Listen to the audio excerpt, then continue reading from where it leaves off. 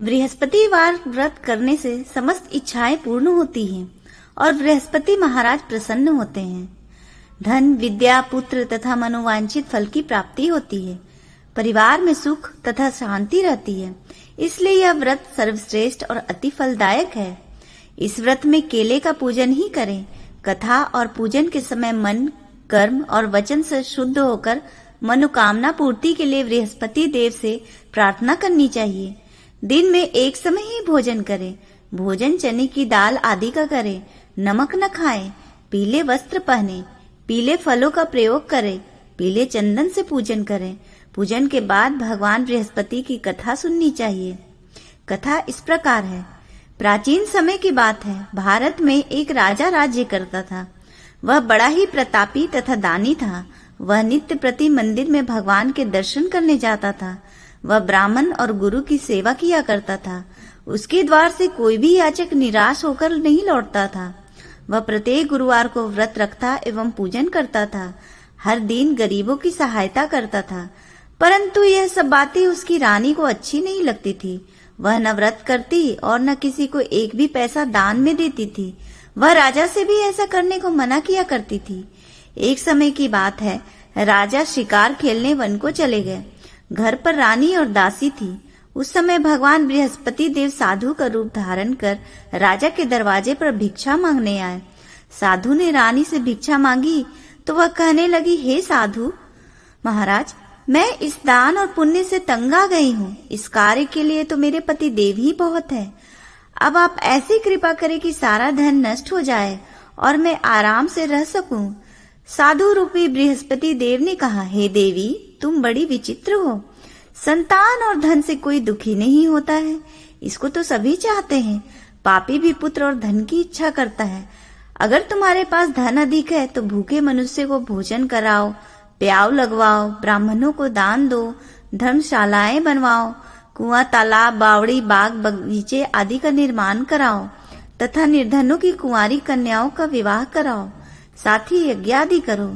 इस प्रकार के कर्मों से आपके कुल का और आपका नाम परलोक में भी सार्थक होगा एवं तुम्हें भी स्वर्ग की प्राप्ति होगी। परंतु रानी साधु की इन बातों से खुश नहीं हुई।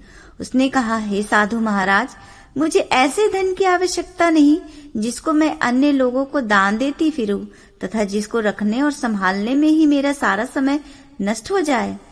साधु ने कहा, हे देवी, यदि तुम्हारी ऐसी ही इच्छा है तो जैसा मैं तुम्हें बताता हूँ तुम वैसा ही करना। बृहस्पतिवार के दिन घर आंगन को गोबर से लिपना, अपने केशों को पीली मिट्टी से धोना, केशों को धोते समय स्नान करना, राजा से कहना वह हजामत करवाए, भोजन में मांस मदिरा खाना, कपड़े धोबी के यहाँ धुलने देना। इस प्रकार 7 बृहस्पतिवार करने से तुम्हारा सारा धन नष्ट हो जाएगा। यह कहकर साधु महाराज अंतर ध्यान हो गए। रानी ने साधु के कहने के अनुसार 7 बृहस्पतिवार तक वैसा ही करने का विचार किया। साधु के बताए अनुसार कार्य करते हुए केवल 3 बृहस्पतिवार ही बीते थे कि उसकी समस्त धन संपत्ति नष्ट हो गई। भोजन के लिए दोनों समय परिवार तरसने लगा तथा सांसारिक भोगों से दुखी रहने लगा। तब राजा रानी से कहने लगा कि हे रानी, तुम यहाँ पर रहो, मैं दूसरे देश को जाता हूँ, क्योंकि यहाँ पर मुझे सभी मनुष्य जानते हैं, इसलिए मैं यहाँ पर कोई काम नहीं कर सकता। मैं अब परदेश जा रहा हूँ, वहाँ कोई काम धंधा कर लूंगा, शायद हमारे भाग्य बदल जाए। ऐसा कहकर राजा परदेश चला गया। वह वहाँ जंगल से लकड़ी काट कर लाता और शहर में बेचता। इस तरह जीवन व्यतीत करने लगा। इधर राजा के बिना रानी और दासियां दुखी रहने लगे। किसी दिन एक समय भोजन मिलता और किसी दिन जल पीकर ही रह जाती। एक समय रानी और दासियों को 7 दिन बिना भोजन के व्यतीत करने पड़े। तो रानी ने अपनी दासी से कहा, हे दासी, यहाँ पास ही के नगर में मेरी बहन रहती है। वह बहुत धनवान है। तू उसके पास जा और वहां से 5 सेर बेझर मांग कर ले आ, जिससे कुछ समय के लिए गुजारा हो जाएगा। दासी रानी की बहन के पास गई। रानी की बहन उस समय पूजा कर रही थी। बृहस्पतिवार का दिन था। दासी ने रानी की बहन से कहा, हे रानी, मुझे आपकी बहन ने भेजा है, मुझे 5 सेर बेझर दे दो। दासी ने यह बात अनेक बार कही, परंतु रानी की बहन ने कोई उत्तर नहीं दिया, क्योंकि वह उस समय बृहस्पतिवार की कथा सुन रही थी। जब दासी को रानी की बहन से कोई उत्तर नहीं मिला तो वह बहुत दुखी हुई। उसे क्रोध भी आया। वह लौट कर रानी से बोली, हे रानी, आपकी बहन बहुत ही घमंडी है। वह छोटों लोगों से बात भी नहीं करती। मैंने उससे कहा तो उसने कोई उत्तर नहीं दिया। मैं वापस चली आई। रानी बोली, हे दासी, इसमें उसका कोई दोष नहीं है। जब बुरे दिन आते हैं तब कोई सहारा नहीं देता। अच्छे बुरे का पता विपत्ति में ही लगता है। जो ईश्वर की इच्छा होगी वही होगा। यह सब हमारे भाग्य का दोष है। उधर रानी की बहन ने सोचा कि मेरी बहन की दासी आई थी, परंतु मैं उससे नहीं बोली। इससे वह बहुत दुखी हुई होगी। अतः कथा सुन और विष्णु भगवान का पूजन समाप्त कर वह अपनी बहन के घर आई और कहने लगी, हे बहन, मैं बृहस्पतिवार का व्रत कर रही थी। तुम्हारी दासी हमारे घर गई थी, परंतु जब तक कथा होती है तब तक न हम लोग उठते हैं और न बोलते हैं, इसलिए मैं नहीं बोली। कहो दासी, क्यों गई थी? रानी बोली, बहन, हमारे घर में अनाज नहीं था। वैसे तुमसे कोई बात छिपी नहीं है। इस कारण मैंने दासी को तुम्हारे पास 5 सेर बेझर लेने के लिए भेजा था। रानी की बहन बोली, बहन देखो, बृहस्पति भगवान सबकी मनोकामना पूर्ण करते हैं। देखो, शायद तुम्हारे घर में ही अनाज मिल रखा हो। यह सुनकर दासी घर के अंदर गई तो वहां उसे एक घड़ा बेझर का भरा मिला। उसे बड़ी हैरानी हुई क्योंकि उसने एक एक बर्तन देख लिया था। दासी अपनी रानी से कहने लगी, हे रानी, देखो, वैसे हमको जब अन्न नहीं मिलता तो हम रोज ही व्रत करते हैं। अगर इनसे इस व्रत की विधि और कथा पूछ ली जाए तो उसे हम भी कर लिया करेंगे। दासी के कहने पर रानी ने अपनी बहन से बृहस्पतिवार व्रत के बारे में पूछा। उसकी बहन ने बताया, हे रानी, बृहस्पतिवार को सूर्योदय से पूर्व उठकर स्नान करके बृहस्पतिवार का व्रत करना चाहिए, लेकिन उस दिन सर नहीं धोना चाहिए। बृहस्पतिवार के व्रत में चने की दाल और मुनक्का से विष्णु भगवान को केले के वृक्ष की जड़ से पूजन करें तथा दीपक जलावें। उस दिन एक ही समय भोजन करें। भोजन पीले खाद्य पदार्थ का करें तथा कथा सुने। इस प्रकार करने से गुरु भगवान प्रसन्न होते हैं, अन्न पुत्र धन देते हैं। इस तरह व्रत और पूजन की विधि बताकर रानी की बहन अपने घर लौट गई। रानी और दासी दोनों ने निश्चय किया कि वे बृहस्पति देव भगवान का पूजन जरूर करेंगी। 7 दिन बाद जब बृहस्पतिवार आया तो उन्होंने व्रत रखा। घुड़साल में जाकर चना और गुड़ बीन लाई तथा उसकी डाल से केले की जड़ में विष्णु भगवान का पूजन किया। अब भोजन कहाँ से आए? दोनों बड़ी दुखी हुई, परंतु उन्होंने व्रत किया था, इस कारण बृहस्पति देव भगवान प्रसन्न थे। वे एक साधारण व्यक्ति के रूप में 2 थालों में सुंदर पीला भोजन लेकर आए और दासी को देकर बोले, हे दासी, यह भोजन तुम्हारे और रानी के लिए है, तुम दोनों करना। दासी भोजन पाकर बड़ी प्रसन्न हुई और रानी से बोली, रानी जी, भोजन कर लो। रानी को भोजन आने के बारे में कुछ भी पता नहीं था, इसलिए वह दासी से बोली, जा तू ही भोजन कर, क्योंकि तू हमारी व्यर्थ में हंसी उड़ाती है। दासी बोली, एक व्यक्ति अभी भोजन दे गया है। रानी कहने लगी, वह भोजन तेरे लिए ही दे गया है, तू ही भोजन कर। दासी ने कहा, वह व्यक्ति हम दोनों के लिए 2 थालों में भोजन दे गया है, इसलिए मैं और आप दोनों ही साथ साथ भोजन करेंगे। फिर दोनों ने बृहस्पति भगवान को नमस्कार कर भोजन प्रारंभ किया। उसके बाद से वे प्रत्येक बृहस्पतिवार को गुरु भगवान का व्रत और पूजन करने लगे। बृहस्पति भगवान की कृपा से उनके पास धन हो गया, परंतु रानी फिर पहले की तरह से आलस्य करने लगी। तब दासी बोली, देखो रानी, तुम पहले भी इस प्रकार आलस्य करती थी। तुम्हें धन को रखने में कष्ट होता था, इस कारण सभी धन नष्ट हो गया। अब गुरु भगवान की कृपा से धन मिला है तो फिर तुम्हें आलस्य होता है। बड़ी मुसीबतों के बाद हमने यह धन पाया है, इसलिए हमें दान पुण्य करना चाहिए। तुम भूखे मनुष्य को भोजन कराओ, प्याव लगवाओ, ब्राह्मणों को दान दो, कुआं, तालाब, बावड़ी आदि का निर्माण करवाओ, मंदिर पाठशाला बनवाकर दान दो, कुंवारी कन्याओं का विवाह करवाओ। धन को शुभ कार्य में खर्च करो, जिससे तुम्हारे कुल का यश बढ़े तथा स्वर्ग प्राप्त हो और पितृ प्रसन्न हो। दासी की बात मानकर रानी ने इसी प्रकार के कर्म करने प्रारंभ किए, जिससे उनका काफी यश फैलने लगा। एक दिन रानी और दासी आपस में विचार करने लगी कि न जाने राजा किस दशा में होंगे, उनकी कोई खोज खबर भी नहीं है। उन्होंने श्रद्धा पूर्वक बृहस्पति भगवान से प्रार्थना की कि राजा जहाँ कहीं भी हो शीघ्र वापस आ जाए। बृहस्पति भगवान ने रात्रि में राजा को स्वप्न में कहा, हे राजा, उठ, तेरी रानी तुझको याद करती है, अपने देश को चला जा। राजा प्रातः काल उठा और विचार करने लगा, स्त्री जाति खाने और पहनने की ही साथी होती है, पर भगवान की आज्ञा मानकर वह अपने नगर के लिए चलने को तैयार हुआ। इससे पूर्व जब राजा परदेश चला गया था तो परदेश में बहुत दुखी रहने लगा। वह प्रतिदिन जंगल से लकड़ी बीन कर लाता और उसे शहर में बेचकर अपने दुखी जीवन को बड़ी कठिनता से व्यतीत करता। एक दिन दुखी हो अपनी पुरानी बातों को याद करके वह रोने लगा। उसी समय राजा के पास बृहस्पति देव साधु के वेश में आकर बोले, हे लकड़हारे, तुम इस सुनसान जंगल में किस चिंता में बैठे हो, मुझे बतलाओ। यह सुन राजा के नेत्रों में जल भर आया। साधु की वंदना कर राजा ने अपनी संपूर्ण कहानी सुना दी। महात्मा दयालु होते हैं। वे राजा से बोले, हे राजा, तुम्हारी पत्नी ने बृहस्पति देव के प्रति अपराध किया था, जिसके कारण तुम्हारी यह दशा हुई। अब तुम चिंता मत करो, भगवान तुम्हें पहले से अधिक धन देंगे। देखो, तुम्हारी पत्नी ने बृहस्पतिवार का व्रत प्रारंभ कर दिया है। अब तुम भी बृहस्पतिवार का व्रत करके चने की दाल व गुड़ जल के लोटे में डालकर केले का पूजन करो, फिर कथा कहो या सुनो।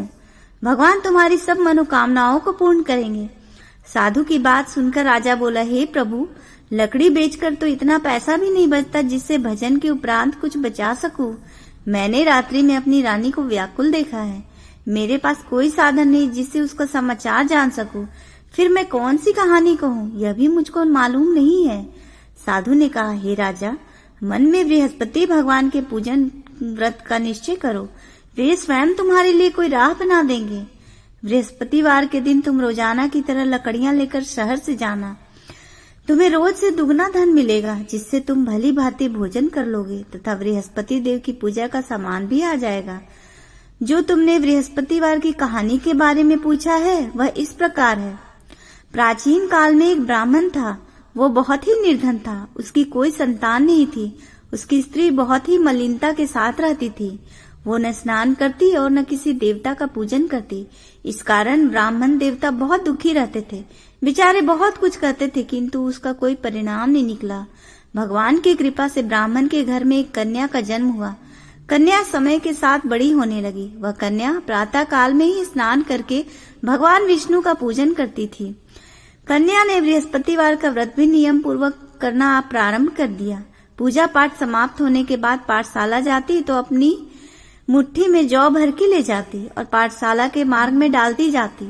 लौटते समय वही जौ स्वर्ण के हो जाते तो उनको बिनकर घर ले आती। एक दिन वह कन्या सूप में उन सोने के जौ को फटक कर साफ कर रही थी। तभी कन्या की माँ ने देख लिया और कहा, हे बेटी, सोने के जौ को फटकने के लिए तो सोने का सूप भी होना चाहिए। दूसरे दिन बृहस्पतिवार का था। कन्या ने व्रत रखा और बृहस्पति देव से प्रार्थना की कि हे बृहस्पति देव, मुझे सोने का सूप दे दो। बृहस्पति देव ने उसकी प्रार्थना स्वीकार कर ली। फिर रोजाना की तरह वह कन्या जौ फैलाती हुई पाठशाला चली गई। पाठशाला से लौटकर जब वह नित्य की भांति जौ बीन रही थी तो बृहस्पति देव की कृपा से उसे सोने का सूप मार्ग में पड़ा मिला। उस सोने के सूप को वह घर ले आई और उसे जौ साफ करने लगी, परंतु उसकी माँ का वही ढंग रहा।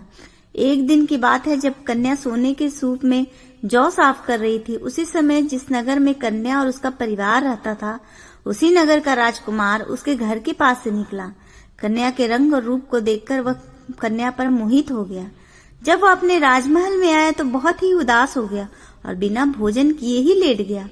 राजा को जब राजकुमार द्वारा अन्न जल त्यागने का समाचार ज्ञात हुआ तो वह अपने मंत्रियों के साथ राजकुमार के पास गया और पूछा कि हे पुत्र, तुम्हें किस बात का दुख है और तुमने भोजन क्यों त्याग दिया है?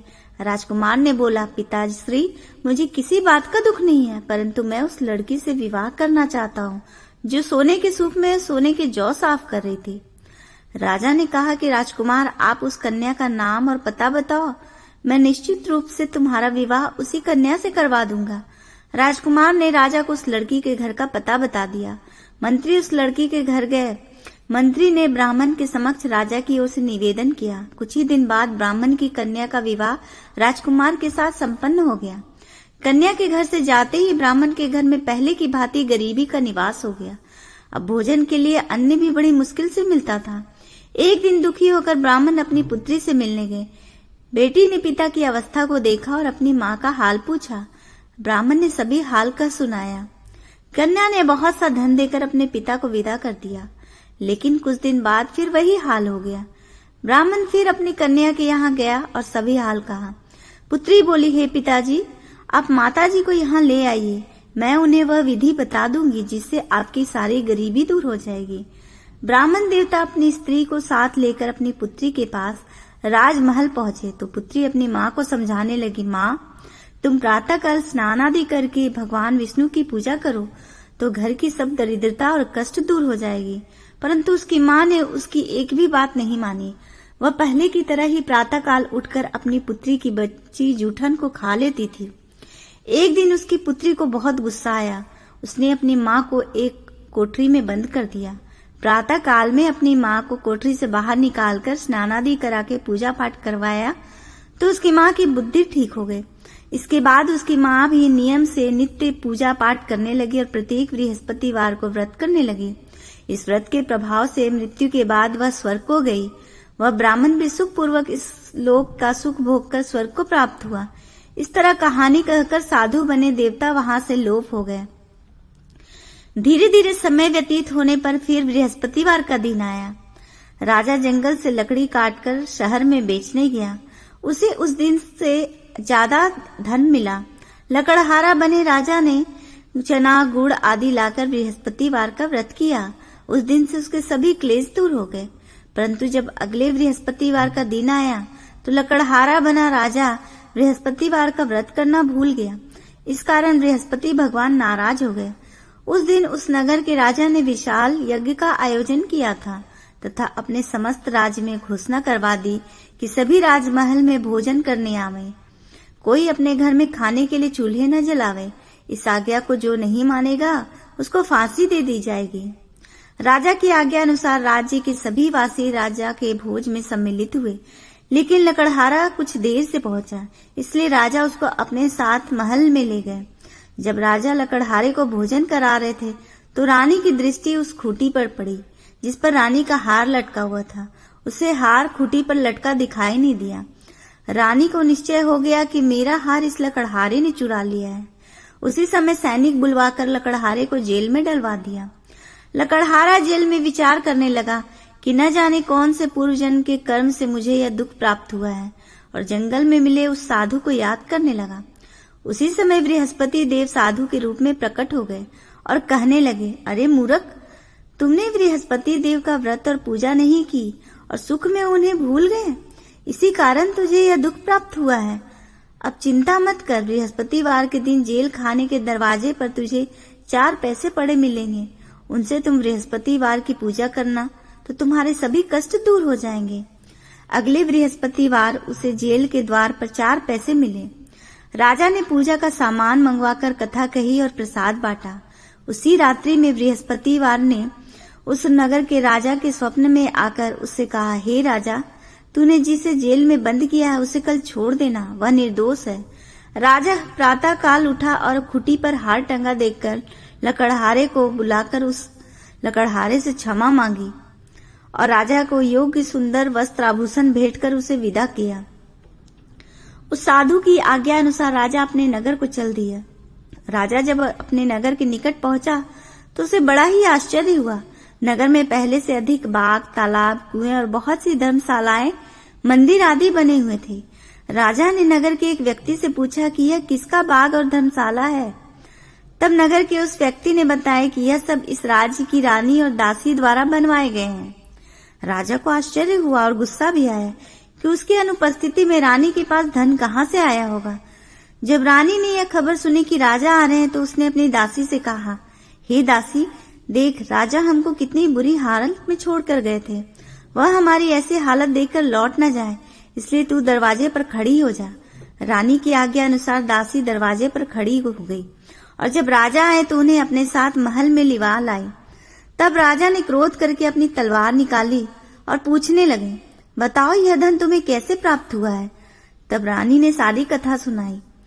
राजा ने निश्चय किया कि मैं रोजाना दिन में 3 बार कहानी कहा करूंगा और रोज व्रत किया करूंगा। अब हर समय राजा के दुपट्टे में चने की दाल बंधी रहती तथा दिन में 3 बार कथा कहता। एक रोज राजा ने विचार किया कि चलो अपनी बहन के यहाँ हो आऊं। इस तरह का निश्चय कर राजा घोड़े पर सवार हो अपनी बहन के यहाँ चल दिया। मार्ग में उसने देखा कि कुछ आदमी एक मुर्दे को लिए जा रहे हैं। उन्हें रोककर राजा कहने लगा, अरे भाइयों, मेरी बृहस्पतिवार की कथा सुन लो। वे लोग बोले, लो, हमारा तो आदमी मर गया और इसको अपनी कथा की पड़ी है। परंतु कुछ आदमी बोले, अच्छा कहो, हम तुम्हारी कथा भी सुनेंगे। राजा ने दाल निकाली और कथा कहनी शुरू कर दी। जब कथा आधी हुई तो मुर्दा हिलने लगा और जब कथा समाप्त हुई तो राम राम करके वह मुर्दा खड़ा हो गया। राजा आगे बढ़ा। उसे चलते चलते शाम हो गई। आगे मार्ग में उसे एक किसान खेत में हल चलाता मिला। राजा ने उससे कथा सुनने का आग्रह किया, लेकिन वह नहीं माना। राजा आगे चल पड़ा। राजा के हटते ही बैल पछाड़ खाकर गिर गया तथा किसान के पेट में बहुत जोर से दर्द होने लगा। उसी समय किसान की माँ रोटी लेकर आई। उसने जब देखा तो अपने पुत्र से सब हाल पूछा। बेटे ने सभी हाल बता दिया। बुढ़िया दौड़ी दौड़ी उस घुड़सवार के पास पहुंची और उससे बोली, मैं तेरी कथा सुनूंगी, तू अपनी कथा मेरे खेत पर ही चलकर कहना। राजा ने लौटकर बुढ़िया के खेत पर जाकर कथा कही, जिसके सुनते ही बैल खड़े हो गए तथा किसान के पेट का दर्द भी बंद हो गया। राजा अपनी बहन के घर पहुंच गया। बहन ने भाई की खूब मेहमानी की। दूसरे रोज राजा प्रातःकाल जागा तो वह देखने लगा कि सब लोग भोजन कर रहे हैं। राजा ने अपनी बहन से पूछा, ऐसा कोई मनुष्य है जिसने भोजन नहीं किया हो, जो मेरी बृहस्पतिवार की कथा सुन ले? बहन बोली, हे भैया, यह देश ऐसा ही है। यहाँ लोग पहले भोजन करते हैं, बाद में कोई अन्य काम करते हैं। फिर वह एक कुम्हार के घर गई, जिसका लड़का बीमार था। उसे मालूम हुआ कि उसके यहाँ 3 दिन से किसी ने भोजन नहीं किया है। रानी ने अपने भाई की कथा सुनने के लिए कुम्हार से कहा। वह तैयार हो गया। राजा ने जाकर बृहस्पतिवार की कथा कही, जिसको सुनकर उसका लड़का ठीक हो गया। अब तो राजा की पूरे राज्य में प्रशंसा होने लगी। एक दिन राजा ने अपनी बहन से कहा, हे बहन, मैं अब अपने घर जाऊंगा, तुम भी तैयार हो जाओ। राजा की बहन ने अपनी सास से अपने भाई के साथ जाने की आज्ञा मांगी। सास बोली, हाँ चली जा, मगर अपने लड़कों को मत ले जाना, क्योंकि तेरे भाई की कोई संतानें नहीं होती। बहन ने अपने भाई से कहा, हे भैया, मैं तो चलूंगी, मगर कोई बालक नहीं जाएगा। अपनी बहन को भी छोड़कर दुखी मन से राजा अपने नगर को लौट आया। राजा ने अपनी रानी से सारी कथा बताई और बिना भोजन किए वह शैया पर लेट गया। रानी बोली, हे प्रभु, बृहस्पति देव ने हमें सब कुछ दिया है, वे हमें संतान भी अवश्य देंगे। उसी रात बृहस्पति देव ने राजा को स्वप्न में कहा, हे राजा, उठ, सभी सोच त्याग दे, तेरी रानी गर्भवती है। राजा को यह जानकर बहुत खुशी हुई। 9वें महीने में रानी के गर्भ से एक सुंदर पुत्र पैदा हुआ। तब राजा बोला, हे रानी, स्त्री बिना भोजन के रह सकती है, परंतु बिना कहे नहीं रह सकती। जब मेरी बहन आए तो तुम उससे कुछ मत कहना। रानी ने हाँ कर दी। जब राजा की बहन ने यह शुभ समाचार सुना तो वह बहुत खुश हुई तथा बधाई लेकर अपने भाई के यहाँ आई। रानी ने तब उसे आने का उलाहना दिया। जब भाई अपने साथ ला रहे थे तब टाल गई, उनके साथ न आई और आज अपने आप ही भागे भागे बिन बुलाए आ गई। तो राजा की बहन बोली, मैं इस प्रकार न कहती तो तुम्हारे घर औलाद कैसे होती? बृहस्पति देव सभी मनोकामनाएं पूर्ण करते हैं। जो सद्भावना पूर्वक बृहस्पतिवार का व्रत करता है एवं कथा पढ़ता और सुनता है और दूसरे को सुनाता है, बृहस्पति देव उसकी सभी मनोकामनाएं पूर्ण करते हैं, उनकी सदैव रक्षा करते हैं। जो संसार में सद्भावना से गुरुदेव का पूजन एवं व्रत सच्चे हृदय से करते हैं, उनकी सभी मनोकामनाएं वैसे ही पूर्ण होती हैं। जैसी सच्ची भावना से रानी और राजा ने बृहस्पति देव की कथा का गुणगान किया तो उनकी सभी इच्छाएं बृहस्पति देव जी ने पूर्ण की। अनजाने में भी बृहस्पति देव की उपेक्षा न करे, ऐसा करने से सुख शांति नष्ट हो जाती है। इसलिए सबको कथा सुनने के बाद प्रसाद लेकर जाना चाहिए। हृदय से उनका मनन करते हुए जयकारा बोलना चाहिए। जय बृहस्पति देव की, जय विष्णु भगवान की।